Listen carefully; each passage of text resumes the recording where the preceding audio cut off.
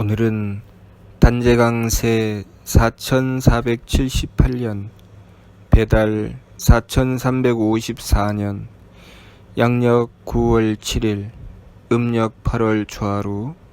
이 시간은 9월 첫째 주 화요일 새벽 경배 시간입니다. 이번 주에 한백음께서 주신 말씀은 문제를 만나거든 한백음께 정성 들일 생각을 하라는 말씀을 주셨습니다. 그 누군들 행복하지 않고 싶은 사람은 없을 것입니다. 더군다나 자신이 아끼고 사랑하는 사람을 미워하고 싫어하고 싶은 사람은 없을 것입니다. 남자와 여자가 서로 만나 지극히 사랑하고 그래서 부부가 되고 가정을 이루게 됩니다. 그런데 그렇게 지극히 사랑하였던 사람을 지극히 미워하게 되는 경우가 있습니다. 왜 그럴까요? 그리고 사랑하는 자식을 잘 지키고 잘 보호하고 잘 길러주고 싶지만 그것이 뜻대로 잘 안 되는 경우도 있습니다. 왜 그럴까요? 왜 사랑하는 사람을 미워하게 되고 그리고 내가 지키고 보호해주고 싶은 사람을 지킬 수가 없게 될까요? 더군다나 내가 지켜주고 싶은 사람을 내가 해치는 경우도 있습니다. 내가 지켜주고 보호해주며 도와주고 싶었는데 오히려 보호해주기는커녕 힘들게 만들고 또는 도와주기는커녕 방해하게 되고 그런 경우가 있습니다. 왜 그렇게 될까요? 우리가 가지는 마음, 우리가 가지는 생각, 우리가 가지는 행위, 우리의 마음이 좁으면 내가 사랑하여도 그 사랑하는 사람을 위해서 내 마음을 제대로 쓸 수가 없습니다. 내 생각이 짧으면 내가 아무리 배려해주고 싶어도 내가 한 배려가 오히려 방해가 됩니다. 내가 행동을 바르게 하지 못하면 내가 상대를 위해서 애쓰고 노력했지만 그 모든 노력이 오히려 상대를 힘들고 어렵게 만들고야 맙니다. 그러면 어떻게 해야 될까요? 자포자기하고 주저앉아 있어야 될까요? 나는 안 돼. 나는 안 되는 사람이야. 나 아무리 노력해도 안 돼. 안 되는 사람이니 그냥 포기하고 말 거야. 하느님께서는 우리를 창조하셨습니다. 우리는 하느님의 뚜렷한 목적, 이유에 따라서 창조되었습니다. 하느님께서는 우리를 창조하셨고 그리고 우리를 항상 가르치고 깨우쳐 주시며 항상 우리를 관리해 주십니다. 그래서 하느님은 삼신이십니다. 우리를 창조하셨기 때문에 조화주 한님이시고 우리를 항상 가르치고 깨우치시기 때문에 교화주 한웅이시고 늘 우리를 관리해 주시기 때문에 치화주 한금이십니다. 우리가 삶을 살아가면서 이러한 많은 어려운 문제들을 가지고 있을 때 이 문제를 가지고 하느님께 원도하고 정성 드려야 되는 것이죠. 하느님께서 우리를 창조하셨고 하느님께서 우리를 가르치시며 늘 관리하시는데 우리가 어디에 가서 이 문제의 해결책을 찾겠습니까? 우리가 삶에 만나는 여러 가지 문제들을 해결해내는 길은 오로지 하느님이신 한백음께 정성 들임에 있다는 것을 실천해보지 않으면 잘 알지 못합니다. 실천하고 경험해보면 알 수 있게 되는 것이죠. 내가 한백음께 드린 정성이 제대로 채워지면 우리는 굳이 힘쓰지 않아도 우리의 마음이 착하여 상대를 향해서 배려하고 용납하게 됩니다. 그리고 내 생각이 깊어져서 지혜롭게 생각하게 됩니다. 그리고 내가 행동하는 것이 항상 올바라서 내가 행하는 것으로 충분히 상대를 도울 수 있게 됩니다.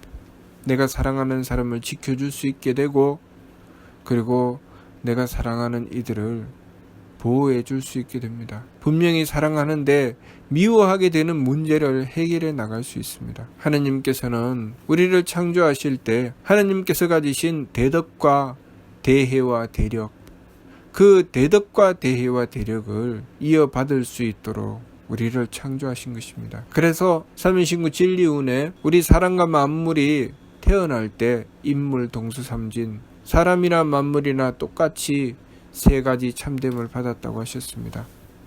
왈 성명정, 이는 성품과 목숨과 정기다. 우리는 하느님으로부터 성품과 목숨과 정기를 받아서 이 세상에 태어났습니다. 그러면 하느님께서는 왜 성품과 목숨과 정기를 주셔서 우리를 태어나게 하셨는가? 그것은 하느님의 덕과 지혜와 힘을 받들 수 있도록 하기 위해서입니다. 우리의 성품은 하느님의 덕을 받들 수 있도록 되어 있습니다. 우리의 목숨은 하느님의 지혜를 받들 수 있도록 되어 있죠.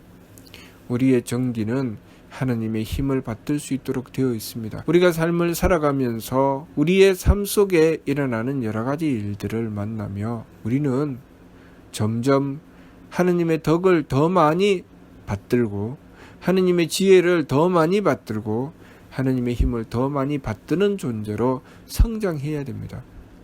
하느님의 덕을 더 많이 받든다는 것은 그만큼 내가 가지는 마음이 덕스럽다는 뜻입니다. 내가 가지는 마음이 덕스러워진다는 것은 어떤 것일까요?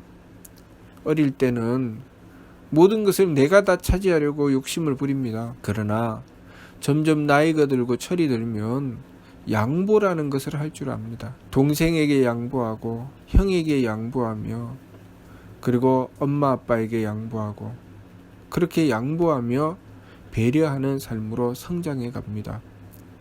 그렇게 해서 성장해 가서 어른이 되면 부모가 되어 자녀를 기르며 그 자녀를 보호하고 지켜줍니다. 만일 내가 양보하는 길을 가지 않았다면, 양보하는 능력을 키우지 않았다면 부모가 되어 그 자식을 보호하고 기를 수가 없습니다.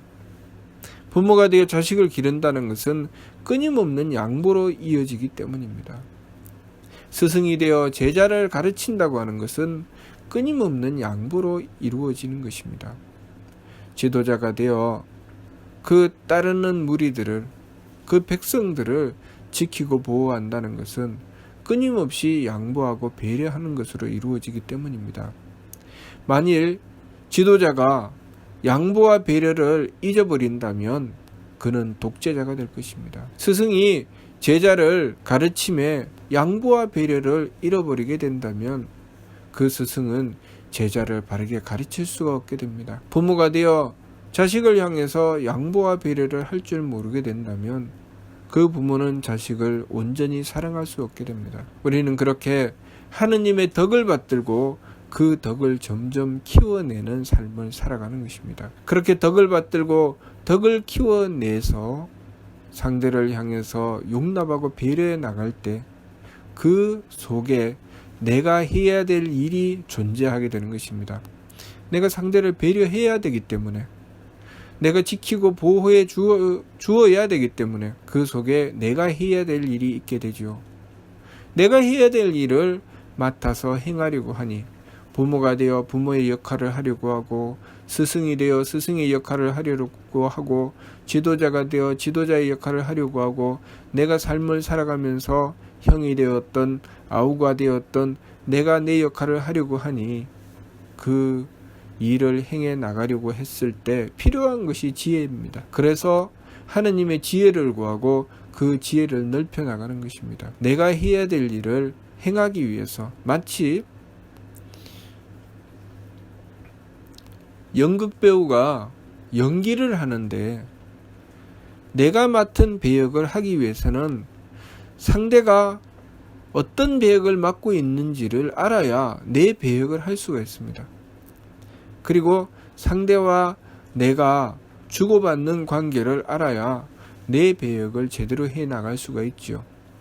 그래서 연기자가 연기를 할 때 그 대본 안에는 내 대사만 있는 게 아니라 상대의 대사도 있고 주변에 다른 사람들의 대사도 있습니다. 만일 다른 사람들의 대사를 하나도 기록해 주지 않고 그 한 사람의 대사만 적어서 대본을 준다면 그 사람은 절대로 연기를 할 수 없을 것입니다.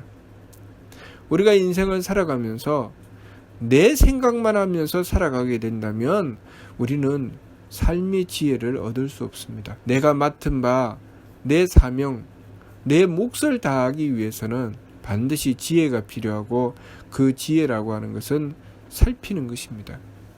잘 살펴서 내가 해야 될 내 도리가 무엇인지 깨달아야 됩니다. 그리고 그 일을 행해야 되죠. 그렇게 우리는 하느님의 지혜를 받아서 밝혀나가는 것입니다.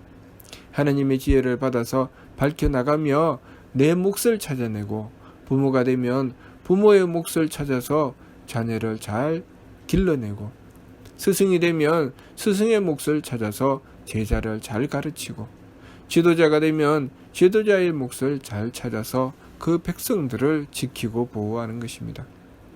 그렇게 우리는 우리의 삶 속에 여러 가지 내 몫을 찾아서 그 일을 바르게 행해 나가기 위해서 끊임없이 하느님의 지혜를 받들어 밝혀 나가는 것입니다. 그리고 그 몫을 밝혀서 깨달았다면, 내가 해야 될 일이 무엇인지 그 도리를 알았다면 그 도리대로 실천해 나가야 됩니다. 그 도리대로 실천해 나가기 위해서는 정성 들여야 되죠. 처음에는 서툴고 처음에는 잘하지 못할 수도 있습니다. 우리가 무엇인가 일을 행해 나갈 때 잘하지 못하면 속이 상합니다. 그것은 왜 그럴까요? 정성이 부족하다는 뜻입니다.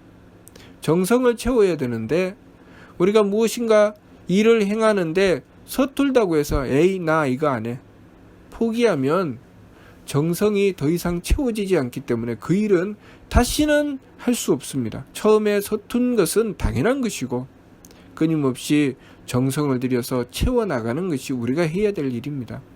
그렇게 끊임없이 시행착오를 거치며 그 일을 위해서 정성 들여 나가다가 보면 정성이 채워져서 그것이 정기가 됩니다.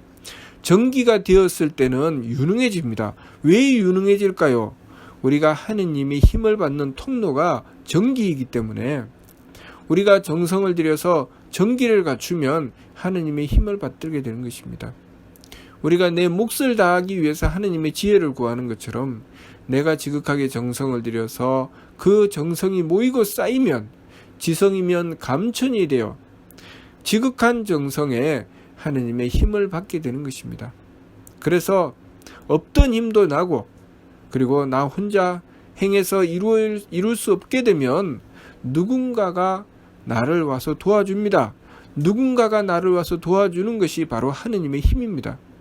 내가 잘나고 똑똑해서 도와주는 것이 아니고, 그 사람이 너무나도 좋은 사람이라서 나를 도와주는 것이 아니라 하느님께서 나를 도와주시는 것입니다. 마찬가지로 내가 하느님의 쓰임을 받을 때 누군가를 돕게 되는 것이죠. 우리는 그렇게 서로를 도우면서 살아가게 되는 것입니다. 내가 하느님의 쓰임을 받아서 누군가를 돕게 되는 것 또한 내가 똑똑하고 잘난 것도 아니고 내가 그렇게 좋은 사람이라서 돕는 것도 아닙니다. 하느님의 쓰임을 받은 것이죠. 그렇기 때문에 그것을 바르게 알아야 됩니다. 내가 누군가를 돕고 나서 하느님께 감사할 줄 알아야 됩니다. 내가 누군가의 도움을 받고 나서 하느님께 감사할 줄 알아야 됩니다. 우리는 하느님이신 한백음과의 관계를 바로잡아 나갈 때 우리의 삶의 모든 문제들을 해결해 나갈 수 있다는 것을 알아야 됩니다. 우리가 한백음을 향해서 정성 들이고 원도하게 되면 우리 삶 속에 내가 갖추어야 될 성품과 목숨과 정기를 제대로 갖추어 하느님의 덕과 지혜와 힘을 받들게 됩니다. 그러면 내 문제는 당연히 해결되어 나가게 됩니다. 그것이 우리 인생의 목적입니다. 하느님께서 우리를 창조하신 목적은 우리가 하느님의 덕과 지혜와 힘을 받들도록 하는 것입니다. 그러니 우리 삶 속에 많은 문제를 주시고 그 문제를 해결해 나가는 과정을 주신 것입니다. 그리고 우리를 끊임없이 가르쳐 주시고 우리를 관리해 주십니다. 무엇을 위해서 그렇게 하시는가? 우리가 하느님의 덕과 지혜와 힘을 받들도록 하시기 위해서 그렇게 우리를 베풀어 주시는 것입니다. 그러니 우리는 끊임없이 하느님이신 한백음을 모시고 하느님의 덕과 지혜와 힘을 받드는 길로 우리의 성품을 넓히고 목숨을 밝히고 정기를 굳세게 해 나가기 위해서 그 마음은 진실된 마음을 가지고 한백음을 모시고 그 생각은 한배금을 향한 믿음을 바로잡고 그리고 그 행위는 항상 한배금께 정성 드려야 됩니다. 그러면 하느님께서 우리에게 덕과 지혜와 힘을 베풀어 주셔서 우리의 삶 속에 덕을 베풀 수 있게 되고 우리 삶을 지혜롭게 살아갈 수 있게 되고 우리는 정성스러워서 유능한 삶을 이루어 나갈 수 있게 됩니다. 그것을 통해서 우리는 점점 우리의 삶을 완벽하게 가꾸어 나가고 우리는 행복한 삶을 이루어 나갈 수 있습니다.